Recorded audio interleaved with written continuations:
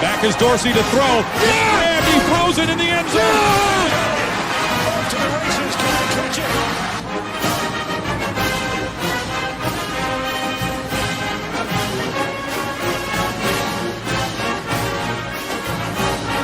The Ohio State of Mind podcast, hosted by Josh Keenan and Chris Rooney.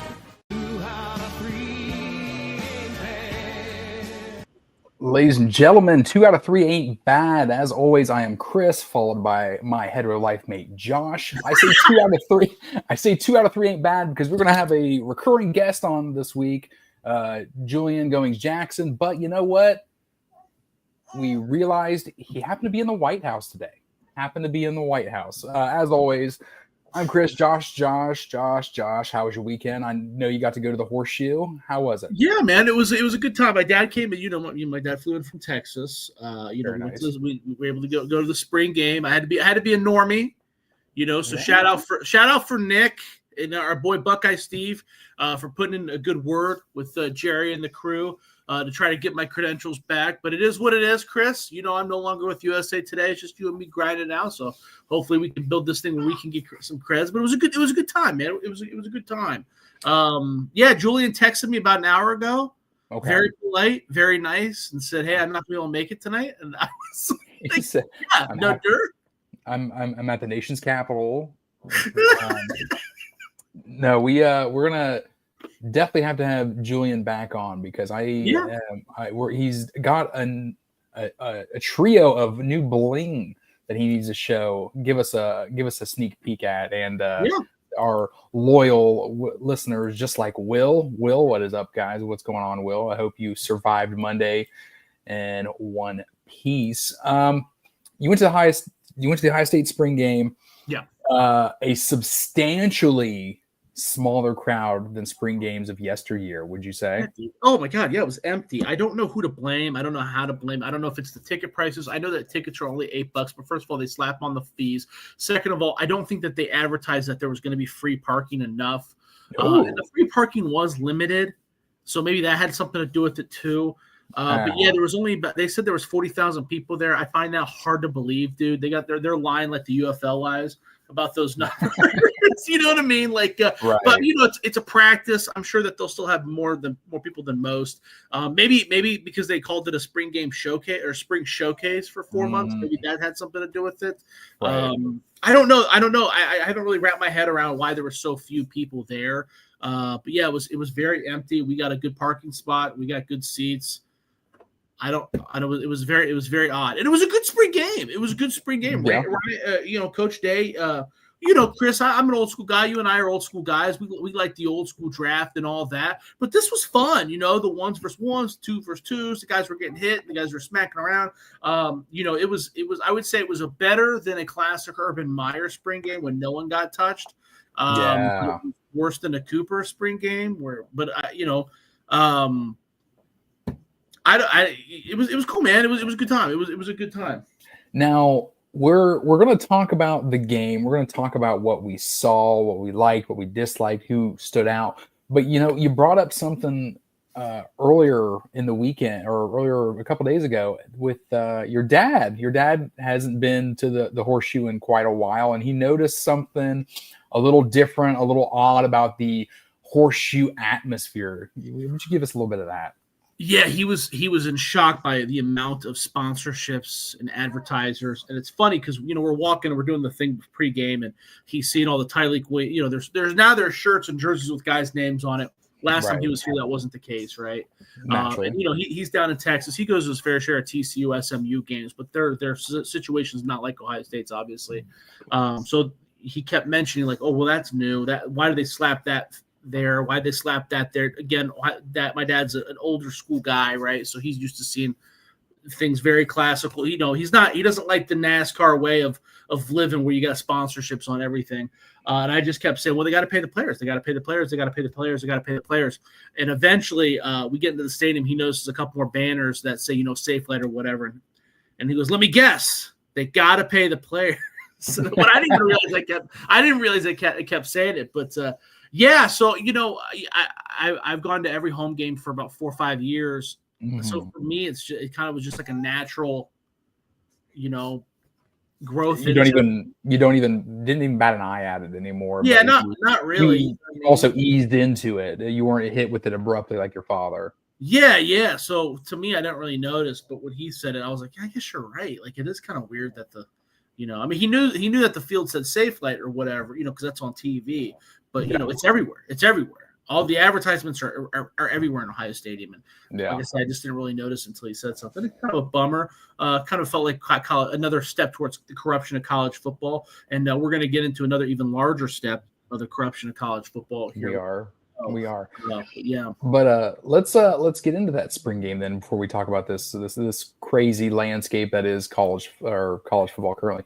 Spring game takeaways. Obviously, we had the spring game on Saturday. What was that? Was that a noon kickoff for you guys, or a new whistle blow, and not really a kickoff, right? Yeah. It was. Because the first kick was just Jaden Fielding kicking to no one. I didn't even know it started. I was like, wow, Jaden Fielding's been warming up for a while. Someone just shook you awake. Like, oh, okay. Oh. Hey, we got a new listener too, by the way. Shout out to Aaron jumping on, and thanks, Will. Apparently, Will gave him the big shout out to jump on. So shout out to both of you, and thanks. Hey, we appreciate you both immeasurably. Hey, we had the spring game on Saturday. 6 Buckeyes scored touchdowns. Ohio State spring game where the offense beat the defense 50-31. Wait, let me carry the 3. Ohio State won, right? They pulled it out in the end. Yeah. Let me ask you this, just on face value. How dare you, dude? How fucking dare you, bro? We've been saying that joke to each other since we were fucking 9 years old, bro. I don't get the respect. I didn't pick up on it until you got angry, and then I immediately picked up on it. What's even more wild than that is I married a woman who hates Jim Carrey. Oh yeah, isn't that wild? That's a little shocking. It is a little shocking. It's fair. Billy Tuesday coming in on a Monday. Hello, gentlemen. How you doing, Billy? Hope you survived Monday. And of course, hey, thanks. If it wasn't for Will, I would have missed the spring game. You're right. I did miss the spring game. I'm obviously on the West Coast here, but I did catch the replay. I watched it on the Big Ten Network. Right off the rip, big thing first. Who impressed you more, offense or defense? It's a draw. I mean, I get. Do you want to go position group by position group? Would that be? Because it's hard to say who impressed me more, offense or defense, because I feel like the offense, I had more concerns about the offense and its identity coming into the game, right? And I have less concerns. The defense, I think that the defense will figure it out. They're probably going to get torched by Arch Manning in Texas at first. I think it's very clear that there's some issues on the defensive line, but also I don't know, because the offensive line, Ohio State's offensive line looked good. But you tell me, how do you want to start off this breakdown? Let's go position by group. Obviously, I think the biggest one we're going to start with is obviously the quarterbacks. Hating Jim Carrey is despicable. You're right. I've got the annulment paperwork in the mail. Quarterbacks. We saw 3 of them. So which one, if you were to go ahead and say today, who's your taking the first steps against Texas this season?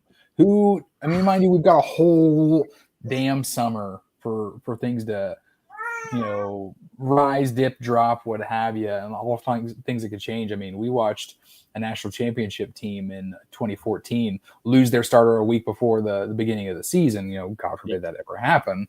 But if you were coach day to day, who's taking your snaps? Okay, that's a great question. I like how you worded that. If I'm the head football coach of Ohio State, I'm making Tavian St. Clair my starting quarterback. It was very clear to me that he is the most physically gifted. He was the biggest by a wide margin. He had the biggest arm. We saw all 3 quarterbacks take deep shots. None of them were really successful. Lincoln Kienholz it's very clear he has a big arm, but his was way out of bounds. Right? Julian Sain took a deep bomb, and it was underthrown. And Tavian's deep bomb was right on the money, but really to a guy that was like triple teamed, right? Right. And then we saw Tavian run around, and he looked the most athletic. It's very clear to me he has the highest ceiling. And with the play, if we were playing, if college football was the way it was 10 years ago, I would probably say Julian Sain. Julian Sain looked the most confident, looked the most in control of the offense. But because we have the ability to lose 2-3 games and still make the playoffs, why not go with the guy with the highest ceiling, especially in the era of the transfer portal? He just looked so out of this world. But I mean, I know the big question is between the two. Mm-hmm. I know that I saw a lot of podcasts talk about like, Julian Sain beat him by a long shot. Massive update by Julian. I don't know if it was a wide margin. Julian was more composed. He had no problem throwing it for 3 yards when things got messy. Lincoln for some reason held on to the ball and wanted to make a big shot. He did, yeah. Good point. I don't think that means there's a wide margin. No, I wouldn't either. Let's look at some of these comments. Hey, Billy, I know the D was vanilla, but it didn't look good. Yeah, I mean, it's always, you know how it is, Billy, when it comes to these spring games. Even with the 2s and the 3s making contact, no one's out there trying to really lay the wood on anybody. Aaron jumps in. Spring games are like 7-on-7. Yeah. Oh, man. How about the 7? Yeah, absolutely. Yeah. Well, the defense also can't blitz. Exactly. There's another rule, right? Isn't there another rule? Blitz, simulated blitz, and something else. Yeah. Yeah, remember they're only allowed to run like cover 2 and man. Yeah, there's a coverage mismatches or something of the sort they'd have to do. If the running legs weren't so big, I understand that. St. Clair looks like a smaller Pryor. You could see him improve throughout the. Yeah, I mean, I could definitely see that comparison. Will I could definitely. When he got comfortable, he had a couple throws that were like, wow, that was. It was. I don't know. I wouldn't have thrown if it was me playing the college football video game. I wouldn't have thrown the ball, but he whipped it right in there. He was the only quarterback to me that made passes, that completed passes that looked really difficult. You know what I mean? Does that make sense? I thought it was very clear that he was the most physically gifted. He was completing passes that had higher degrees of difficulty. Yeah. No, I could definitely see that. Will jumps in by saying he had the touch, but was concerned with the zip on the ball. And Will, it's funny you say that because all offseason so far, and I'm saying all offseason like we national championship wasn't like 3 months ago. We've been hearing about the release of Julian Sain. I think the biggest thing that can concern me watching is just the amount of batted balls at the line of scrimmage. I mean, I think everyone has been conveying the height issue or possibility of the size of Julian Sain, and I kind of revert to my old skeptic self too. As soon as I saw that first one in that first quarter, I was like, oh shit, they were right. Oh shit, here we go. So yeah, I don't have a problem with zip is a vague term as far as I don't like because does he have if he's no one throws a 5-yard pass on this roster better than Julian Sain. The ball comes out, boom. Okay. Oh, yeah. And some of that is because he comes to the line, and you can see that. I think that's probably why he's going to win the job too. When he's coming to the line, he looks like he already has an idea of where it's going to go, and most of the time he's right. Lincoln he didn't walk with that same kind of swagger. He just didn't look like he had control. Julian was just much quicker when reading the defense, and when he wanted the ball to come out, it came out. Now, when he was throwing it further than 20 yards. Yeah, it fluttered a little. I think there was a clear difference between the velocity that he had on a deep ball compared to a guy like Tavion St. Clair. Now, I think that the comparison between him and Lincoln, as far as the velocity and the zip goes, I don't know if there's enough to even. I think Lincoln probably has a. I don't know. I don't know. I don't really want to say. It's like Lincoln overthrew the deep ball. Julian underthrew it. So it's like. Yeah, there you go. Good point. That's. I think that's definitely nail on the head when it came to their misses on that one. Just saw some lob passes, hold your breath moments. Yeah, I mean, we're glad that the other side of the ball they were wearing gray. So I mean, this is a conversation that we're going to have for the next 6 months. Let's be real. Yeah. It is definitely a conversation we're going to have for the next 6 months. I will say that. The first 2 touchdowns scored in this game were both by transfers, and one of those transfers is the running back position, C.J. Donaldson. What do we think about the running backs, Josh? So that was another one, I can't remember who said it, was talking about the 7-on-7. It's really hard to evaluate the running backs because James Peoples, to me, should based off of, the film from last year, high school film, all that stuff, James Peoples should be the dude. I have a lot of confidence James Peoples is the dude. C.J. Donaldson looked the best. C.J. Donaldson looked quick. He was cutting. He found the hole and he went. But again, James Peoples, maybe he breaks 7 tackles in a real game. I don't know. Does that make sense? Well, I mean, the fact that Donaldson was in there with the twos where they were blocking and making contact as well. You got to see those reactions. You got to see almost game. I wouldn't call the spring game speed. I would say it's their practice when they're going. Yeah, they were getting there and they were getting in there and making a little contact. But what I saw from him, I liked, and we discussed it earlier. He has slimmed down. Has slimmed down immeasurably, is what we were saying. Yeah, it looks like he's lost probably. Man, I don't know. I don't want to pretend like I sized him up. And like you kind of made the assessment too about the numbers. The numbers, they are deceiving. When someone changes a number and changes a jersey, it can make them look bigger or smaller. It just does. Just like when Ohio State comes out wearing the all black, they look way bigger than they actually are. So he does look like he's lost probably 10, 15 pounds, and he looks quicker. Yeah. He looks, I don't know if he's the fastest guy. I think that's still James when he hits the open field, but he's definitely quick. He made some really good cuts behind the line of scrimmage that I like. Bo Jackson, they really were feeding him. They really wanted to feature him. What that means for the regular season, I don't know. We've heard all spring that he's been working with the ones. They've been rotating him in. I don't know. That was a guy's high school tape that I thought was good. I'm not going to shit on Bo. I mean, they're all good. Was he any better? Was he any? Did his high school tape jump off like any other Ohio State running back recruit? In my opinion, no. I've said on this show, Anthony Rogers is the Ohio State running back that I would hitch my start or my cart to. But he obviously he's not an early enrollee. But I mean, they feature. He looked really good. He had one run where he bounced outside and he had a stiff arm. And I think the guy was trying. Again, it's hard to tell. But I think it's pretty clear that he's going to try. They're going to try to get him some run, whether it's in garbage time, whether it's down Hayden style garbage time and him working his way in. I don't know. No, I agree with you. I think James Peoples is your guy. I think James People. I think this breakdown of running back carries. I mean, I think we were. I'd say we were close to 50-50 last season with both Quinshon Judkins and Travion Henderson. I could see a 60-40.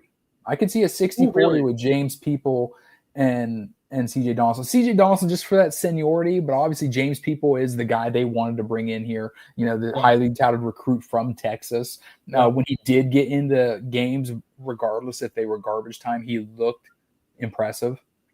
Yeah, no, I have no issue with that. I like James. I'm really trying to – I have a bias towards guys that started their career here. I just do. We talked about CJ Donaldson, his commitment as a transfer, and I said that's he's okay. He's okay. I know he was lead back at West Virginia. He had 2 years of 1,000-yard rushing, but I shit on him a little bit. I've changed my mind a little bit, dude. I think that it might be closer to 50-50 than I originally wanted to give it credit for. But again, we'll see. He just looked really good. He just looked really competent. It's nothing against James Peoples. I don't know how you keep a guy that good on the bench. So wholeheartedly. Buckeye Backers comes in here. Shout out to them. Peoples is definitely number one. I would say so too. It doesn't change, doesn't shift the depth chart in my opinion. No. But it is something of note that I thought CJ looked. It doesn't shift the depth chart one iota. I just think that I've got no problem putting in this back over this back for this situation. I've got no nice 10-yard carry, nice for a first down. Let's get you that breather. Let's get in there on this first down, change of the sticks or what have you. Yeah. Steve's back said, "Hey, Bo Jackson might be the 2 by the end of the season." Big Bo Jackson guy. I mean, you made a really good point when it talked about hey, maybe they those black jerseys they look slimmer. You know how women are. They're like, wear black, I look slimmer. But I think the shift to a number in the teens definitely made him look thinner. But he looked. Yeah, I thought so too.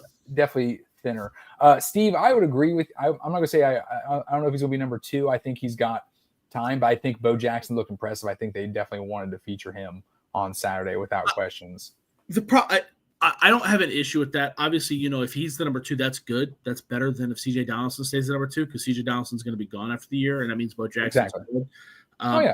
I don't know. I don't want to put too much stock in the spring game and what they're doing because, like I said, his high school tape. His high school tape was no better than James Peoples, and James Peoples didn't sniff the field last year. Now I know we had Quinshawn and Travion, but they all, they didn't try to work him in at all. So I don't know. Transfers won us the Natty last year.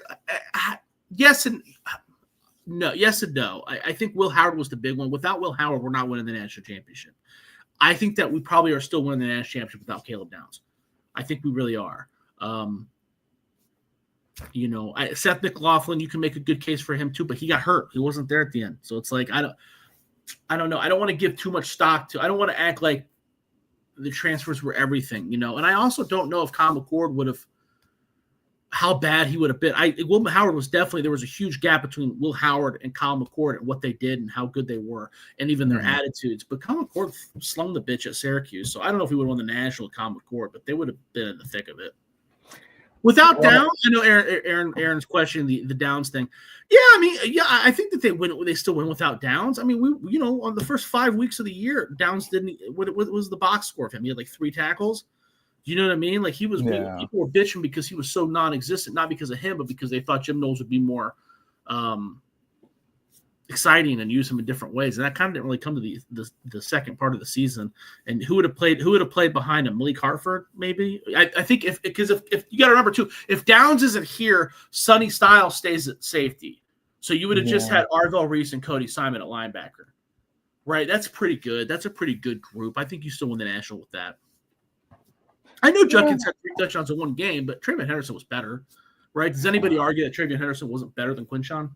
I think he gets picked in the NFL draft higher as well. Ryan picked them, transferred, then finally. Yeah, I mean, hey, they're complementary pieces. They're complementary pieces to a team that is already good. That's already won 10 games every year for, the last decade. That's an eloquent way of putting it, Chris. The complementary pieces. They're complementary pieces. You need them. I'm not saying you don't need them, Aaron. You need them. You need to be able to identify the holes and patch them with the transfers. Like we talked about we're hoping that's what happens with the defensive line in the spring transfer portal window. But I don't think that you don't want the girth of your team to be transfers because then you end up in a situation like Florida State, Louisville, just periods where you're underwhelming. Yeah, Aaron, I wouldn't argue with that. Hey, we've seen Travion with injuries, lingering injuries the last 2 seasons as well. Giving him being able to split these carries, I wholeheartedly agree with you. We're on to the receiving core. Okay, so we've had some wide receivers we've seen some tape on, some spring tape, and that have gotten those black stripes removed pretty early that everyone's excited about. We saw a transfer that we knew was a stud at tight end, continue to be a stud. What were your big takeaways with the receiving core? Well, it's funny. I was just kind of I don't want to say I was shitting on transfers, but I was dismissing the need for transfers. And Max Clare is going to be a fucking dude, bro. Max Clare, he looked good. He played good. I think that they're really going to try to make him a part of the offense. A lot of podcasts I listen to, they're talking about like, why would Max Clare come to Ohio State? He's no way he touches 40 receptions. No way. He's not going to get more receptions than Jeremiah Smith and Carnell Tate. I don't know about that, dude, because Jeremiah Smith is going to get all the focus of the defensive backs, right? They're gonna scheme towards him. They're gonna slide towards him. They're gonna double him. They're gonna shadow him. All that stuff. That's going to leave Max Clare wide open in the middle of the field. That guy is super talented. I'm talking maybe a first-round pick, very much in the Colson Loveland, Tyler Warren build. The tight ends looked really good. Jelani Thurman got open a bunch. We saw a good connection between him and Julian Sand. He had a rough drop in the end zone from a good pass from Lincoln Keenholz. That was a little depressing, but it wasn't like a bad drop. Clarity in the tight end room. Sorry, like that. There you go. Yeah, it wasn't a bad drop. It got knocked out of his hands, but Claire would have pulled that bitch in. Jeremiah Smith, he barely played. But that's what you expect. Carnell Tate, we know what Carnell Tate is. Brandon Ennis looked good. We kind of knew that though. Quincy Porter looked good, big physical dude. I don't know if he's gonna. Everybody keeps talking about him like he's going to see time. I don't know about that, right? I mean, I think you're still – Mylan Graham was the star of the spring game. Yes, without question. Yeah, and then you still got Noah Rogers. He didn't do anything really Saturday, but he's still very good. I mean, he started a game last year. So to put those expectations on Quincy Porter, I don't know if that's fair. I don't know if I would expect him to see a lot of time this year. I see Quincy Porter, working his ass off here in the spring and in the summer, and I see him being a special teamer without question. Yeah, maybe. I'm trying to think of a good example. I mean, we see guys like we always see people pop off early and then they don't get to play, not necessarily because they're bad. Will Day has picked up the best comp. Yeah, I agree with that. Wholeheartedly. Chris, help me out here. We've seen freshmen before be really good, but it's not necessarily their fault that they're not playing. Because I'm stupid, but you're absolutely right, because we said the first thing I saw when it came to Max Clare was, oh, hey, he's in the slot. Oh, he's deep in the slot. Dude, he's lined up outside. And my biggest concern was not how great he was, but my biggest concern was like, oh shit, we only have one football to throw around here. And Max Clare coming off of a season where he had 51 receptions, do I think he's capable of that? Yes. Do I think he's taking balls away from anyone? No. But what I do say, he is the absolute linchpin for a young quarterback who needs drop down, dump down passes. He is going to be one of the biggest safety valves, or the biggest, get me out of a jam.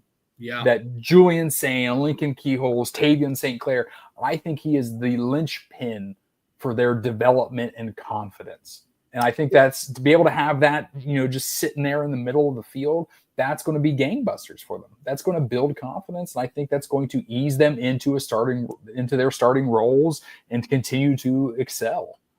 Dude, you've been on fire with your takes lately. We spoke on the phone, and your takes were spot on. That I think that you're putting together. Yeah, you have me thinking that it would not be. I know you can't bet on player props in Ohio anymore, but Max Clare being the leading receiver for Ohio State against Texas, that would not shock me. That would not shock me. He's really good. A, and B, they're going to put him in a position to be the safety valve. I don't know. I don't think it's crazy to say that he's going to get 50 receptions. People are Jeremiah Smith is going to get a shit ton of attention, dude. So people better just be prepared. Like, just because he doesn't get to have the statistical dream season that everybody's expecting does not mean he's bad. He's still going to have an impact. But Max Clare may be the biggest beneficiary of that. I think that's my guess. I think you're right. Aaron comes in, hey, Claire's a beast. We agree. Yeah. Hopefully a lot of these young receivers, they see some garbage time. At least get these guys in the game. I agree. Will jumps back in. Who do you think transfers first? Who should transfer? Who's coming? And then one more time, good point, Chris. I think Ennis could be that guy also. I was gonna bring this up because I touched on Claire. You were talking about, hey, these receivers, who's where do we fit them in?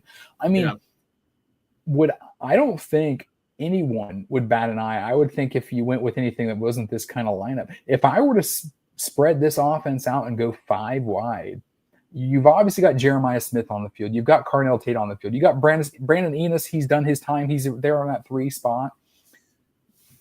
I wouldn't bat an eye if you keep Max Clare spread out in a 5 wide formation.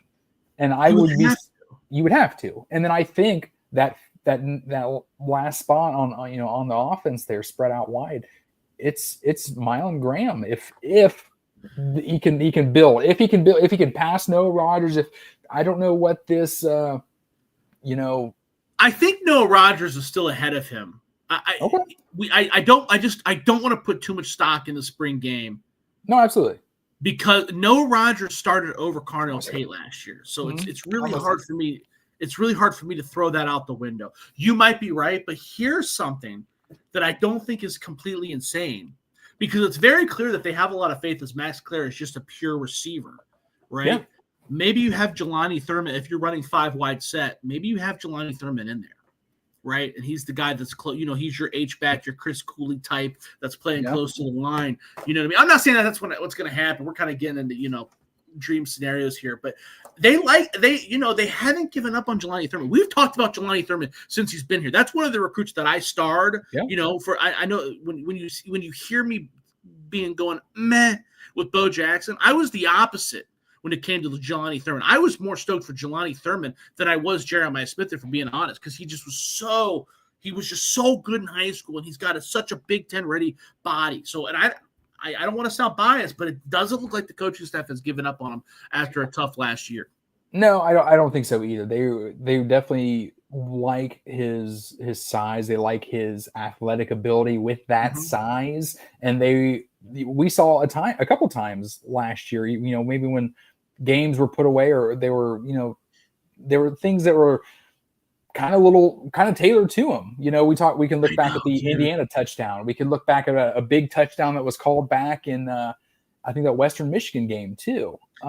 But it could go either way, man. He's either going to be Ricky Dudley or Louis Azaria, bro. Ooh. I don't know who he's going to be, man. I don't know, dude. Who would you say? With you, Josh, I thought you had a Ricky Dudley and Thurmy. There it is. Said it at the same time. Hey, rookie quarterbacks love tight end safety valves. You're absolutely right. Sam Williams Dixon looked good too. I want to throw that out there too. He did. He was very solid. Quincy Porter and St. Clair developed some chemistry in the second half of future. Hey, the future's bright. We keep recruiting like this. Let's be real. The future is bright. No, Sam Williams Dixon and Bell. Another true freshman. I thought they looked. Yeah. I thought they looked good. Yeah. Before we jump off that as well, we're talking just individual scoring points. How much take do you put into Jaden Fielder? Jaden Fielder went 3 for 3 on field goals. How much take do you put into it coming out last week and saying, "Hey, you dealt with that hip injury all year"? Dude, I'm selling the farm on Jaden Fielding, baby. So funny. I was talking to my dad about a month ago. Chris, you and I talked about this too. Jaden Fielding was at the mall signing autographs for like $20 or something like that. Mm-hmm. I think it was $30. I can't remember. I went out and bought a mini helmet for him. My dad was like, a kicker? Yeah. He wasn't even that good, but he was good. He was good. The problem was he missed those 2 kicks against Michigan. Well, everybody sucked against Michigan, including the coaching staff. Okay. But other than that, he was okay. Right? And I believe him when he says he was hurt. He came out, he was doing warm-ups. He was booting 60-yarders in warm-ups. Dude, I like Jaden Fielding, bro. And we had our little fantasy championship draft, and you drafted Nugent, and I drafted Jaden Fielding right after that.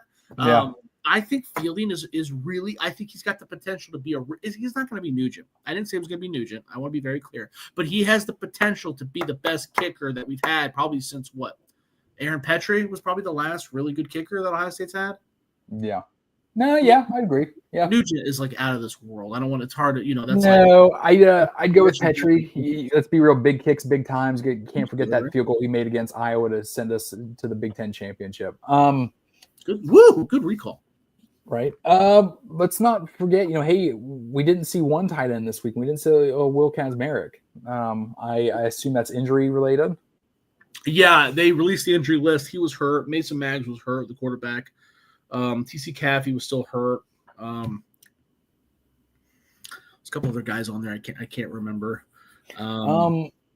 Nate Roberts is another tight end that looked good too before he moved on. That's the 4-star freshman that came in. I wouldn't expect too much from him to play, but he had a pretty exciting catch that should be noted.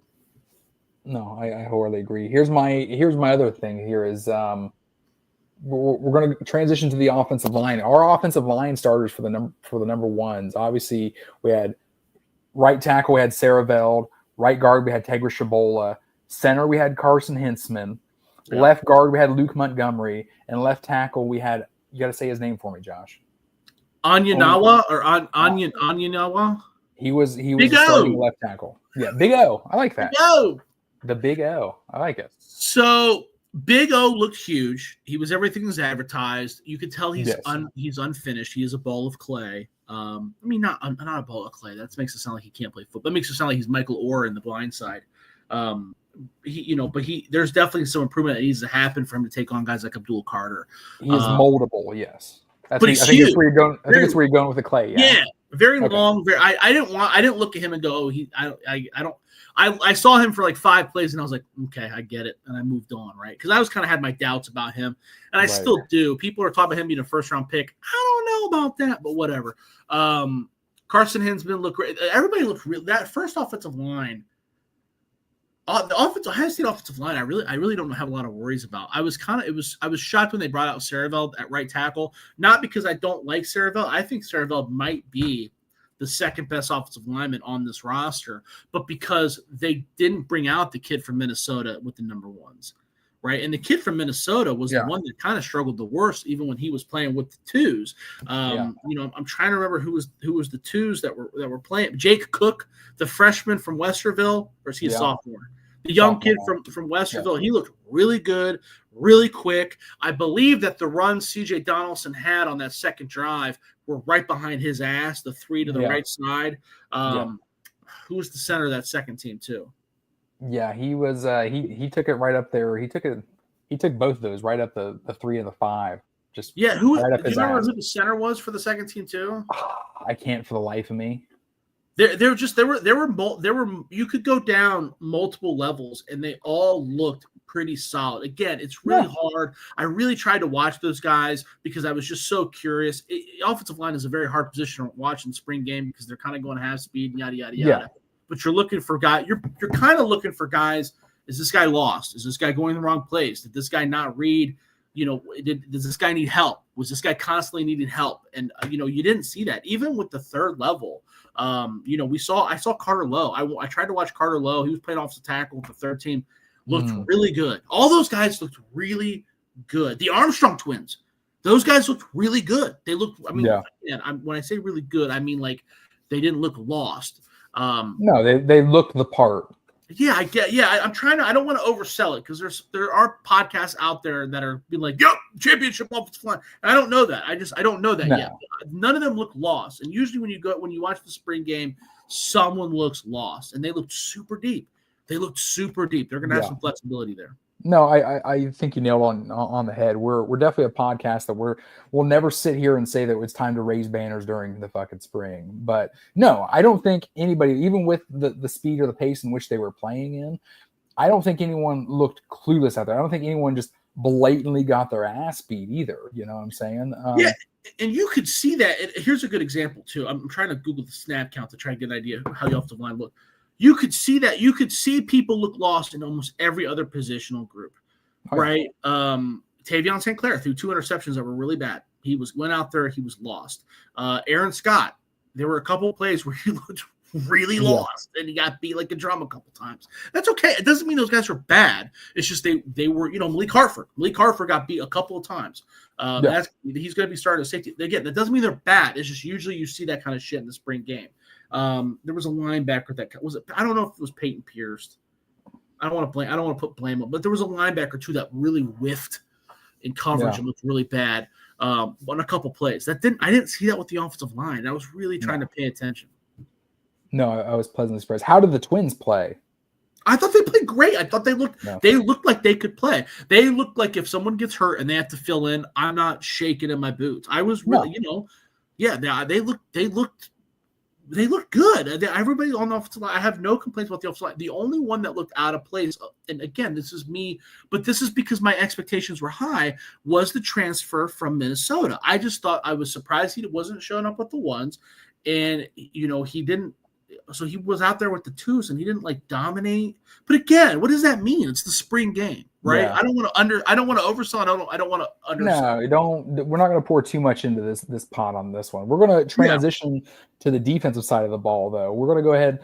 Buckeyes came out first team. They came out in a 4-2-5. Your starters for the first team are as follows as of, let's be real, the 12th of April here we're talking. Both your defensive ends, you had Jackson, Kenyatta Jackson, Caden Curry on the other end. You had both Caden McDonald, Edric Houston playing those tackles. You had Sonny Styles, Arvell Reese in the middle at linebacker. At corners, you had Abenosin and Jermaine Matthews Jr. At your nickel, you had Lorenzo Styles Jr., Caleb Downs, of course, at safety, and like you said, getting beat a time or two, which it needs to get ironed out. Malik Hartford. Defense. Yeah. What stood out and what's got you concerned? Billy, 30 practices till Texas. You're absolutely right, Billy. Yeah, and the Texas, I would really caution everybody to just kind of go in and expect a loss and just hope that they can use it as a learning tool. That hopefully the Texas game is the Michigan game and they use it to learn the rest of the way. But maybe I'll be wrong. The thing that is the most noticeable, and it's really only noticeable because Ryan Day has talked about it, right? So again, it's the spring game, so I'm not going to act like I'm a genius and like a whole, because these guys are playing patty cake for most of the time. The defensive line after Edric Houston and Caden McDonald. You had Jason Moore looked really good. I thought we watched these guys warm up. You could tell more about the defensive line warming up and their quick feet, their size, who looked ready to rock and roll. Edric Houston is going to be I think Edric Houston's going to be a borderline All-American. Caden McDonald's going to be very good. I mean, he's as wide as a Honda Accord. Like, he's just a big individual. So I don't have any issues with that, right? He could basically Caden McDonald's big enough to where I think he could not move and still be pretty effective at what he does, kind of like Jonathan Hankins was, who was also I like that. good. I'm not shitting on Hankins. Hankins was great. Behind them, hey, if we're talking starting year, first year of a full start, I'll take Jonathan Hankins all day long, Bust. 100%. I don't know if he's not gonna hit that level immediately, but he kind of reminds me of that. Behind them is Jason Moore, who's a former 5-star guy from the Maryland area, huge guy. He kind of played defensive end in high school. They moved him down to defensive tackle. I think he could really shine there. He's very big. He's gained weight. He looks good. He's very quick. I like him. I really like him. The other guy is, Will says it here, Will Smith Jr. God bless them. I don't know if that's who you want entering your rotation. I don't know. And I think Will Smith Jr. has a super high ceiling. I really like him. I really enjoy playing with him. I don't know. I just don't know if that's who you want in the rotation. Billy says Hero was lost. Hero was a huge loss. Yeah. Hero was a loss because he was going to be in the rotation. He was not going to start. Hero transferred because he was not going to start. Whatever you heard about people tampering and stuff, that's half truths. He transferred because it was very, very clear he was not going to start. So, if they can find a guy, I don't know. You're not. It's just it's going to be so thin in the spring, as far as the transfer portal. But that was a concern. Eric Mensah played quite a bit in the interior. I don't know if he's ready for that. Tywone Malone, the transfer from Ole Miss. I don't want to say we put him in the plus category, but people were really stoked about getting an SEC transfer, a guy who played a lot of Ole Miss, and I don't know if he's going to be the dude, right? Defensive end, I'm pretty happy with. Caden Curry looks fine. Kenia Jackson always looks fine. The transfer from Idaho State, Logan George looked great. He was probably the best shining example. CJ Hicks did nothing. We've kind of talked about that. Don't want to dive too deep into that because I always sound like I hate CJ Hicks, but he didn't do anything. But he did nothing. But Logan George looked really good. Zion Grady, we saw him warming up. He didn't impress during the spring game, but he's really quick. He's got a great bend. If he can gain about 15 pounds, he's going to be an issue. I don't know if that's going to happen. Yeah, Billy, Zion on the edge. Yeah, I'm into that. So that was kind of my breakdown of the defensive line. Yeah, linebacker slide. Like I said, we saw both Styles and Arvell Reese. Who do we see behind those two that we assume are projected starters? Who do we see behind them that we liked? So Peyton Pierce. I like Peyton Pierce. Some linebacker again. They're not really able to attack like they typically you would have hoped they would during the game. I think Peyton Pierce looked like he had a lot of confidence out there. It looks like they liked him. They threw him out there a lot. Riley Pettijohn played a lot for a freshman. Garrett Stover played a little bit as well. I don't have an issue with him. That was kind of it as far as the linebackers go. Sonny didn't play a whole lot. I don't remember Sonny playing a whole lot. It was mostly Arvell and Peyton Pierce. So, but I think that's a sound rotation. No, absolutely. You know what I mean? And one of those freshmen is going to step up. I know Riley Pettijohn was the one that was out there. It had to be. I think it was Pettijohn that I saw that whiffed. I think it had to be Pettijohn. But TJ Alford. Yeah. Okay, I think TJ Alford is going to be a solid linebacker too. Yeah, Stover has been practicing at linebacker this spring. I don't know if that's a good move or a bad move. But I think he's got a lot of potential. If he can gain some weight, I think he can be a dude. I think that people are sleeping on him. No, I wholeheartedly agree. We've got a lot of young talent, a lot of young touted talent in the secondary. We got Sanchez and a plethora of other young guys. Who do we see that we liked what we saw, what product they put on the field when it comes to that secondary, that young secondary? Yeah, behind Igbenos and behind Jermaine Matthews Jr. I think it's pretty clear that the defensive backs are. This might be the best set of defensive backs in recent memory. I know they just lost Denzel Burke, but Denzel Burke was a very solid player. But Jermaine Matthews is probably better. Jordan Hancock was a very solid player. Lorenzo Styles, I think he is going to be very similar in that slot role. Caleb Downs is back. I know you lose Lathan. Lathan Ransom's a big one. Losing Lathan Ransom's one. That's a lot of continuity back there, yeah. Yeah, but I think Jalen McClain or Malik Hartford are going to step up. Those guys are both highly recruited. They're both very athletic. Who Will mention Fahim Delane. Yeah. Chris, you and I had a discussion, not on the pod because I didn't want to say it on the pod, but his high school tape. I hate to say it, but I have to. His high school tape is very similar to what Mike Doss, like how Mike Doss played. I'm not saying he's going to be a 3-time All-American. I'm just saying he's very aggressive. He's a hard hitter. He comes up, and he had that interception, and that kind of shows his aggressiveness. I don't know if he's going to play as a freshman because sometimes that when you're that aggressive and you don't, it just doesn't work. It doesn't work. You know what I mean? Because I don't think he's 3-time All-American Mike Doss, but he plays that way. So I think you're going to need some more seasoning. But I liked him. I liked what I saw. Devin Sanchez looked fine. I mean, he looked fine. I think people were expecting. I mean, Jeremiah Smith, people were bummed about his spring game last year too. Whatever, it's a spring game. He got out there. He played. He hung. He didn't look out of place or nothing. I was kind of surprised by how small he looked. Aaron Scott probably struggled the most out of all, but he looked good too. I mean, he was getting up in guys' faces and was aggressive. He'll be fine. Bryce West looked good. Leroy Roker looked good. That's a guy that I in the mix that I kind of forgot about. So I mean that was kind of the rundown of the defensive backs. I think this is going to be the best defensive backfield in college football. I would be willing to bet a pretty substantial amount of money on that. No, I'm sure you will too. We've got 10 minutes before the hour, and each and every one of you jumped in the comment section talking about the spring game. Hey, keep it up. Let us know what you guys want to hear. We're going to jump to another subject. We're going to talk to another subject, and this is where I want y'all to be vocal. I want to hear your guys' opinions as well. We're going to get as much as we can in before we hit this hour. But, I mean, it's arguably the biggest news in college football right now. Hey, is this real life? We're talking about Nico Iamaleava. We're talking about Nico and his money demands or money woes, or what he feels that he is valued and or worth versus a Tennessee program that, frankly, kind of was tired of hearing it. What do you think? So first of all, these are all rumors, right? I mean, have you heard from anybody? I've reached out to a couple people. I haven't gotten a stiff. I have not gotten. Here's what I feel confident in. I feel confident that he was going to hold. He was flirting with holding out before the Ohio State game, before the playoffs.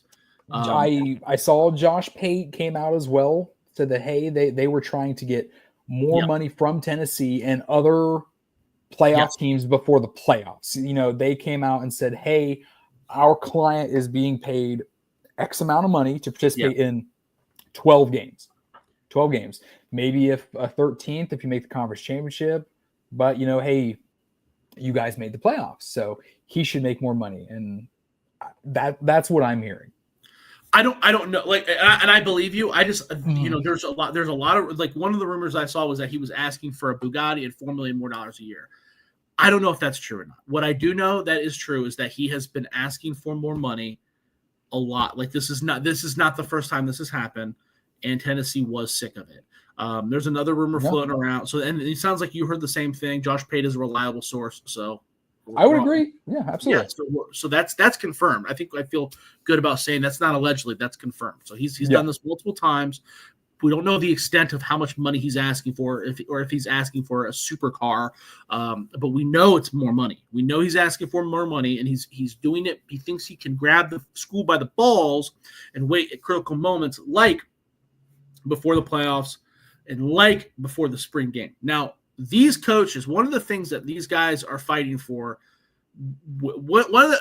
you're hearing a lot about the shared revenue plan, okay? Yes. That what they're trying to do is these schools are trying to have more power so that they can sign these guys to multi-year contracts so that they don't have to do this every goddamn year. Because right now, Ryan Day has to sit in a room, and he's not the one that's doing the negotiating, but he's aware, right? He has to sit in a room and talk to Carnell Tate every goddamn year. So what they're trying to do is to make it when you sign your letter of intent, you're signing for 2, 3, 4 years, whatever it is, right? I don't know how that would work. I don't know if it is going to work, but that's what they're trying to work on. And this is why. This is why. But how it typically works is you wait until after the playoffs, right? You wait for the portal because you're not a piece of shit when everything's all done, and you move on, or you wait until after. That's when it happens. It's done after that. Nico has done it twice. These are twice. They're only telling us about the bad times. I'm sure that motherfucker had a conversation after the season was over too. The past 2 years. He would have had to. You're not just going to ask for money at the most inopportune times. You're going to ask when you're allowed to ask too, right? If you're asking when you're not allowed to ask, you're certainly going to ask when you are allowed to ask, right? And I think that they just got sick of him. I think that Nico's a great player. I'm watching a lot of college football for next year, trying to get ready, and he is certainly. I would jot it down in pen. A top 10. He's one of the best. You can make an argument that he will be the best college football quarterback next year. I'm not shitting on Nico at all. Very talented kid. And you could see that against Ohio State. People were sending me Ohio State. His stats against Ohio State like that means something like he was terrible. It wasn't him. You can see it. Anybody with eyes can see that this kid is talented. 6'6", 220 pounds, runs like a gazelle, and throws a beautiful ball. But, you're not bigger than Tennessee football, dude. You know what I mean? Like, you're not, and I think that Tennessee is one of – but, again, some of this is Tennessee's fault. And you got to credit Ryan Day. And I've said this is, I've been one of Ryan Day's previous to winning that championship, one of his biggest haters. But I've always said Ryan Day does a great job of identifying guys that want to play for Ohio State. Yes. You're lying to yourself if you don't think that Denzel Burke and those guys came back and priority number one was them making more money.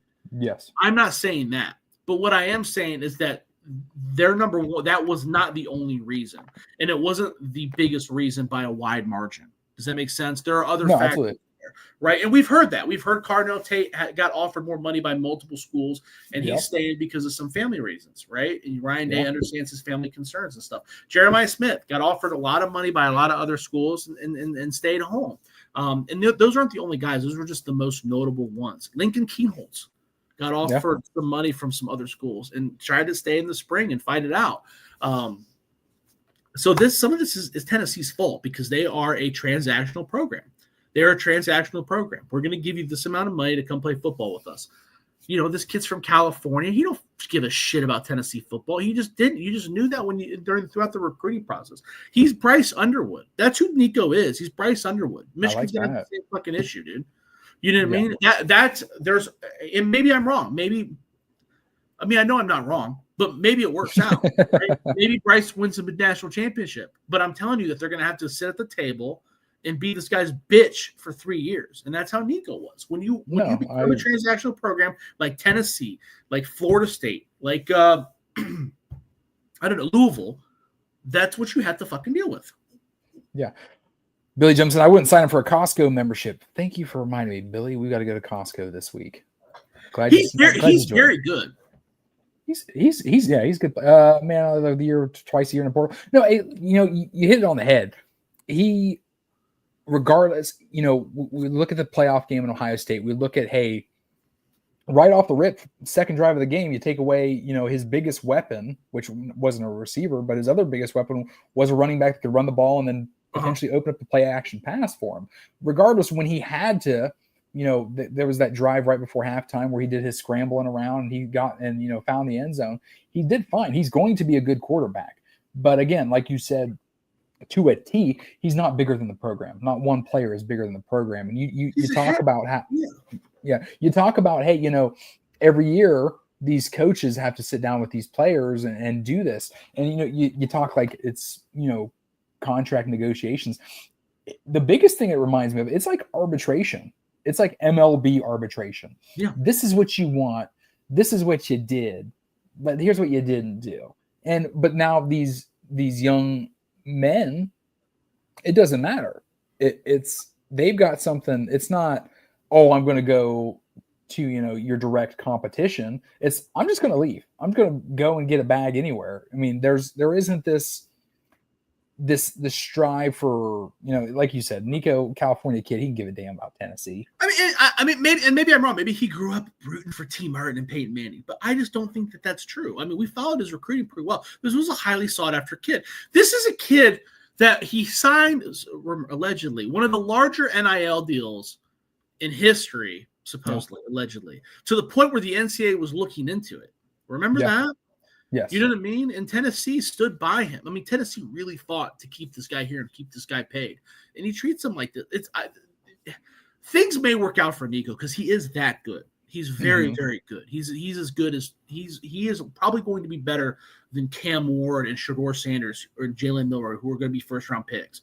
That's how. Maybe I shouldn't say that, but his ceiling is no doubt higher than those guys. He has potential to be. Yes. There you go. Thank you, Chris.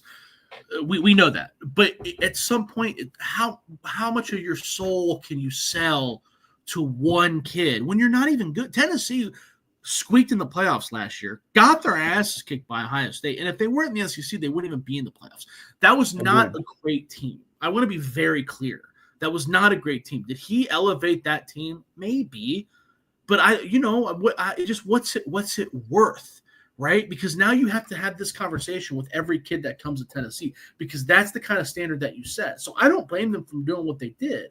It's not like the quarterbacks there are behind him are walk-ons. You know what I mean? So see what you can do and then see what Nico can do because Nico it's going to be. He thought he had this team by the balls because he waited until the day before the spring game. Ha ha ha ha ha! You invested more time in me. Now you have to pay me because there's no one else in the portal. Well, now what are you going to do, Nico? Because you can't transfer within the SEC. Why that's a rule, I don't know. I find that very odd that that's a rule without sitting out a year, right? Yeah. So what other teams are there? What other teams are there he's going to go to? But I want to be very clear. I'm going to set this tone right now. I don't think it's going to happen. But if he did come to Ohio State, I would be very, very stoked. Like I said, he's very good. Maybe and I would tell myself and convince myself that Ryan Day has used some kind of Jedi mind trick to make him a good person. Give Day credit. I think he finds guys he wants to come here and then the compensation next. Yeah, Josh has been arguably the biggest proponent of that when it does come to Ryan Day. Hey, listen, money's second. Do you want to be here? Do you want to be a part of this brotherhood? Do you want to be a part of a potential national championship team? And it's what I've been waiting for all day. My man, Doug, Nico threatened to sit out for the playoffs. Yeah, you're absolutely right, Doug. He said, hey, you're paying me for 12 games, homie. Where's that money?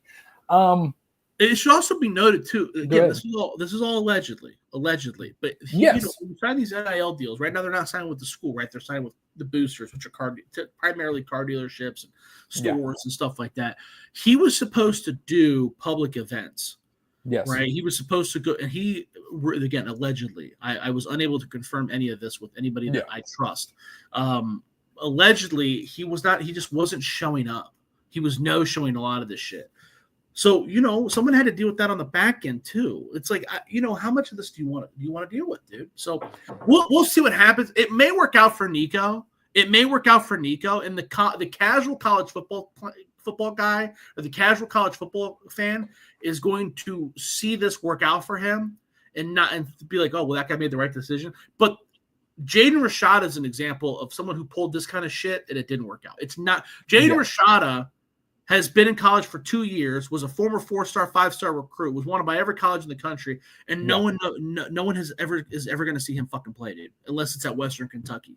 That's where we're at. Because he thought he was deserved $20 million from Florida, and then he transfers to Georgia and Arizona State, then Georgia, and now he entered the portal again. Yeah, visiting Western Kentucky, I believe.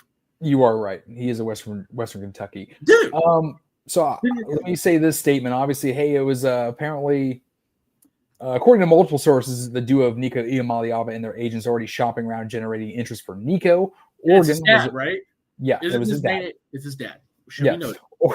Oregon was amongst the schools that they contacted themselves, but there was that right there, apparently, allegedly, what have you, is where this whole thing began to backfire for the Iamaleava camp. Allegedly, supposedly, Oregon Ducks head coach Dan Lanning reach out to Tennessee's Josh Heupel regarding them reaching out to Dan Lanning in Oregon directly. Again, that's a rumor. I can't put that, etch it in stone.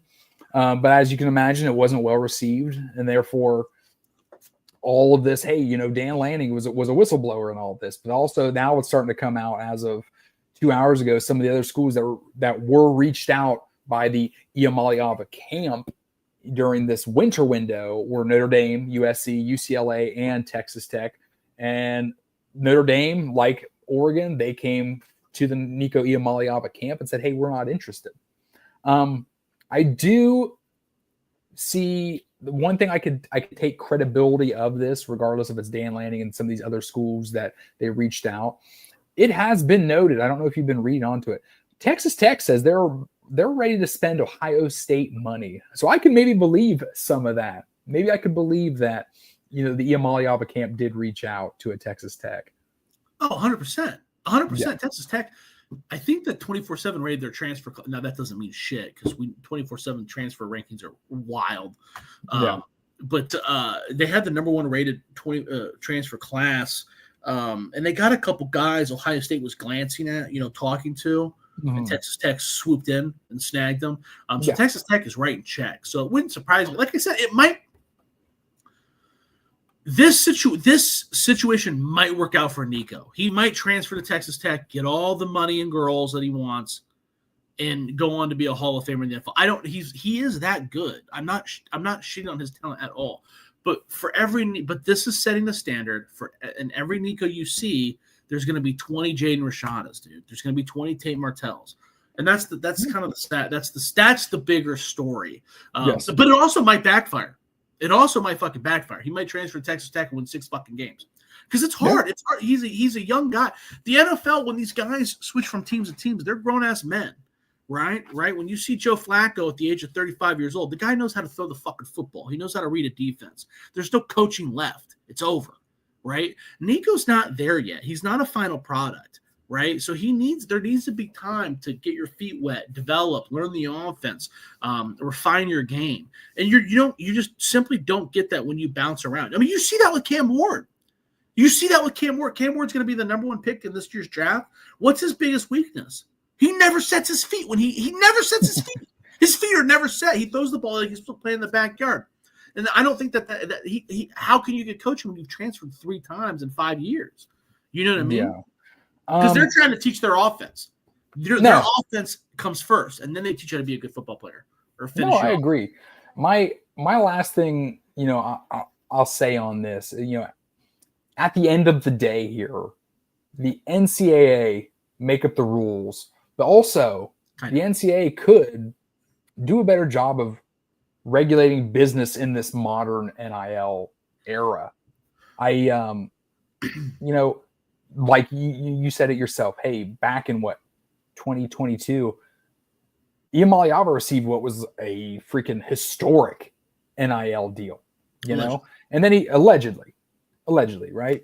But and then what did he do? He chose to chase more money at the expense of school allegations or something within the right given to him by a larger college football world. Him going back to the table and asking for more money, it actually seems like a greedy rule. But hey, credit to Josh Heupel saying, hey, we're going to move forward because no one player is better than the program.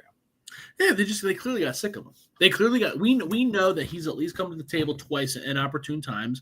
We know that he's come to the table every time he's been allowed to come to the table.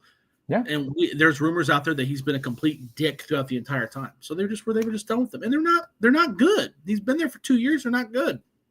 No. Look at. Honestly, I think it backfired him. I think he could hold out and get a bum. Tennessee had enough and said bye. Surprised Tennessee didn't give in. I think Nico maybe blackball. Hey, I mean, Nico Iamaleava is playing college football next year. Where he's playing college football at, I don't know. I'm going to tell you that Nico Iamaleava is going to go somewhere, and you might see you saw him in the playoffs last year. I don't see him in the playoffs this year. Yeah, I agree with that. And another example, karma gets you. Football's got a funny way, ball don't lie, dude. I mean, we saw Quinn Ewers. Quinn Ewers left. He came to Ohio State, basically robbed them of some cash, left high school early, reclassified, left high school early, dealt with some stuff where he was missing home, couldn't develop the way he wanted to at Ohio State, and took a bunch of money and left immediately for Texas. And then what happened? Arch Manning came and sat right behind him, breathing down his fucking neck. Now, every social media post you hear is talking about how Quinn Ewers is awful. Quinn Ewers is really good. Quinn Ewers is one of the best Texas quarterbacks of all time. I mean, he took him to the SEC championship, 2 years out of the 4? You know what I mean? Like the guy did everything you want a Texas quarterback to do, right? Short of Colt McCoy and Vince Young winning national championships, and no one gives a shit. That's not how you remembered at all. If we had a Quinn Ewers on this Ohio State roster, would we be talking about back-to-back Ohio State national championship teams? Yeah, potentially. I mean, because that's how, he was a good quarterback. He was a good quarterback. But, believe me, we had the weapons. Karma's got a funny way of biting people in the ass, dude. Because, right? No one's going to remember him. No one fucking at Texas wants him. He transferred to it's just funny how shit works out, man. It is funny how shit works out. And our shit has worked out for 1 hour and 8 minutes. We were 8 minutes over the time limit. But hey, we're having good talk. We're having a hell of a lot of our Ohio State of Mind fam here jumping in on the chat, keeping us entertained. And hopefully we're doing a decent amount of entertaining back with you guys. Each and every one of you guys in the chat. Thank you for jumping on. We greatly appreciate it. Holy shit, it's only Monday. Josh, plans for the next week or for the rest of the week? Oh, dude, just every day revolves around this baby that sat right next to me that's hung in there. I don't think you guys heard him too much. Oh, dude. Fucking dude. Yeah, just a time or two, but he's got to be out now, huh? Yeah, thank God. I do want to throw out one more fun fact because someone in the chat did ask about the transfer portal. A name to keep an eye on is Liberty defensive end TJ Bush Jr., who enrolled in the transfer portal today. Freshman All-American 2 years ago, had double-digit sacks last year. I think they were double-digit sacks. It was all Conference USA. That's a guy that can play at Ohio State. So, okay. I like that. Aaron, we appreciate you as well. Did you guys have a show last week? Will, we did not. Uncle Sam got me last Monday. Josh had things going on. Plus, hey, we wanted you to enjoy some NCAA college basketball national championship last Monday. We'll do a better job communicating if we're going to be off air on a Monday. But we appreciate your devout loyalness. That's my fault. Everybody knows Chris is a military man. God bless him. God bless America. I also serve. Not a lot of people know that about me. I serve with the KISS Army, but I like that one. I like that one. World revolving around the baby. Do we got any Buckeyes playing in the UFL this week? Dude, you know what? Steel Chambers, I think he leads the league in tackles, dude. He has had a really good couple games. He's young enough, fast enough, athletic enough, dude. He might be able to squeak back in the NFL, bro. He's had a really good season so far. We're 3 weeks into the UFL season with the Memphis Showboats, but yeah, man. I mean, every time I watch the UFL, I'm like, damn, Steel. So keep an eye on that. He's still rocking the long hair. Yeah, it's longer now than it was before. Yeah, he looks like a Troy Polamalu out there running around. He did have one bad whiff, but he had a nasty tackle. He looks good, man. I think someone's gonna give him a shot, dude. Good stuff, man. Hell yeah. No problem. Aaron and I will be available to fill in next time. There we go. Aaron jumps back in. We'll talk to you guys like teenage girls, like you had a crush, had to see what it's all about. Hey, Will's our crush too. We just need a little bit of NIL. Oh, you and me both, brother. No, hey, we're going to be back next week. Josh, do we have a guest next week? No. Oh, Donovan. Oh, I haven't reached out to me, but I'm sure Donovan will come on. Next week is the NFL draft. So we're going to do just an NFL draft where we talk about Ohio State prospects, where we project them to be. Donovan, he works with the Jaguars Wire. He has had some insane NFL draft connections. So you guys know Donovan, very well versed in the NFL draft world. So down in Florida, so he's been to a couple of the All-Star games with a lot of these prospects, talking to scouts and stuff. So we're going to kind of give him our takes, and he's going to let us know who's right and who's wrong. I like that. So next week we're going to get you guys prepped for the NFL draft. We'll be on a Monday. NFL draft is Thursday night. Am I right? Yep. Thursday night, we're going to go ahead and look at these potential Buckeyes in the first round, see where they make sense for us and arguably the best fit for the teams and then the players themselves. We should be able to make a prediction for every Ohio State guy. There's not that many, right? You got a quarterback. You got I think you got 3 quarterbacks. We'll go ahead and talk about. We're gonna go do that, and then we're done. I'll build up a graphic of our hits and misses. See how we hit on that one. Also, we've been clamoring that we're going to start these recruiting classes. I swear to God, it's going to come. We've got, I know, like you said, they said earlier in the chat, hey, we've got 38 more practices until Texas. We're going to get these recruiting classes to you. I promise you that. But Josh, as always, love doing it. Everybody in the chat, Billy, Will, Aaron, thanks for jumping on for the first time. Doug, all you guys, Steve with Buckeye Backers, thank you guys for jumping on the chat. We greatly appreciate it. This show would be lol as hell if you guys didn't jump on here, so we greatly appreciate you guys' support. As always, I'm Chris. You can find me at CRunyon15 on X. Josh? Yeah, man, follow me on X at Josh Keatley 16. We appreciate it. We absolutely appreciate it. Thanks, guys. Thank you, Will. As always, this is the Ohio State of Mind podcast, and go